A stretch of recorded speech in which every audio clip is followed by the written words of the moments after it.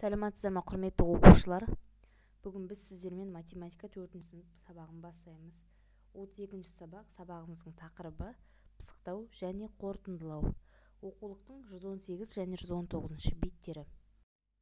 Олай болса, оқушылар, бірінші тапсырмаға қараймыз. Адамзат үшін шынайы қазына еңбек ете білу деген сөзді қалай түсінесіз? Есептеп жауаптарды өсу ретімен орналастыр. Сонда бұл сөзді кімнің айтқанын білесің? Ол адамның неге танымал екендігін біліп ал.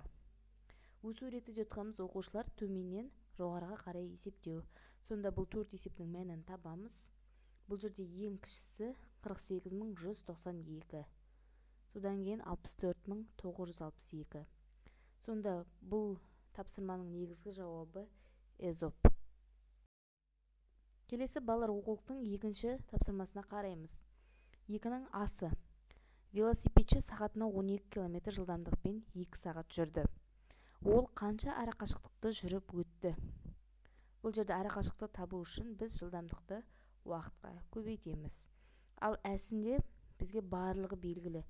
Тікұшақ 2 сағатта 600 км жерді ұшып өтті. Арақашықтық белгілі, уақыт белгілі. Жылдамдықты табу үшін бұл жерде бөлу амалын қолданамыз. Басында дәл солай. Пойыз 5 сағатта 450 км жолды жүріп өтті. Мұнда да арақашықтық белгілі, уақыт белгілі. Жылдамдықты табу үшін бөлу амалын қолданамыз. Сонда пойыздың жылдамдығы сағатына 90 км. Келесі, оқушылар, 4-ші есеп. Бұйым жасауға арналған келтектің ұзындығы 14 см. Оны бірі екіншісінен 2 см-ге ұзын болатындай етіп, арамен 2 бөлікке бөлу керек. Әр бөліктің ұзындығын тап. Ол үшін, балалар, біз қосып аламыз. 2х қосу 2 тең 14 деп. 2х тең болады 14, азайту 2. Сонда бірінші бөлігі 6 см, екінші бөлігі 8 см болады. Келесі, 5-ші тапсырма. Арман үйден сағат таңертең 8-де шығып, мектепке сағат 8:30-да келді. Үйден мектепке дейінгі арақашықтық 1 км 500 метр. Арманның қозғалыс жылдамдығы қандай? Бұл жерде әуел біз уақытты тауып аламыз. Арман 8-де шығып 8:30-да баратын болса, демек ол жарты сағат жол жүрді, яғни 30 минут жүрді. Бұл жерде арақашықтық 1 км 500 метр, яғни оны метрге айналдырып аламыз. 1500 метр. Соны минутқа бөлеміз, 30 минутқа. Сонда оның жылдамдығы шығады. Арманның жылдамдығы минутына 50 метр. Енді келесі 5-тің әсі. Шаңғышы бірдей жылдамдықпен 64 км жолды 4 сағатта жүріп өтті. Арақашықтық белгілі, уақыт белгілі. Жылдамдықты табу үшін біз бөлу амалын қолданамыз. Басында керісінше сағатына 2 км жылдамдықпен ұшады шағала. 3 сағатта қандай жылдамдық қашықтық жүріп өтетінін білу үшін біз көбейтеміз екеуін.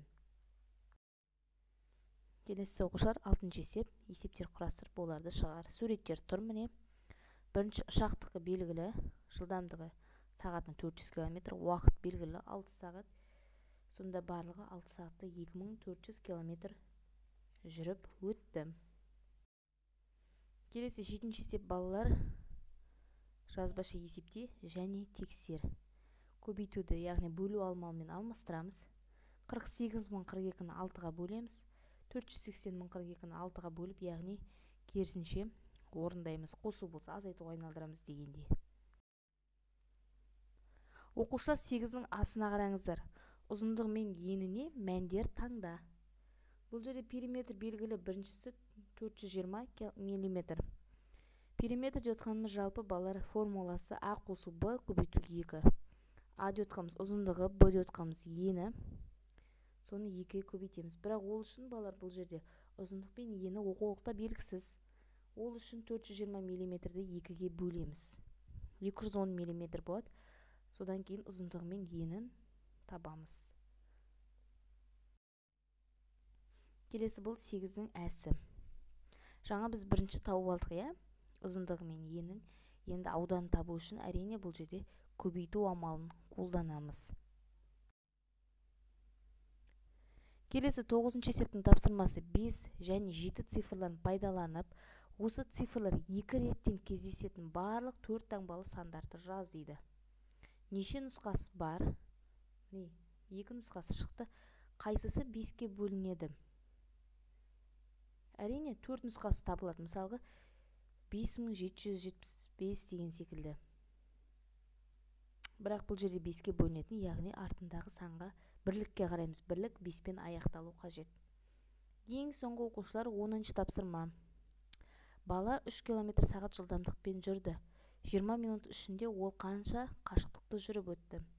Әуелі оқушылар 1 сағатта 60 минут бар екен білеміз. 60 минутты бұл жерде бізде 20 минут сұрап тұр. 60 минутты 20 минутқа бөлеміз. 3 шығады.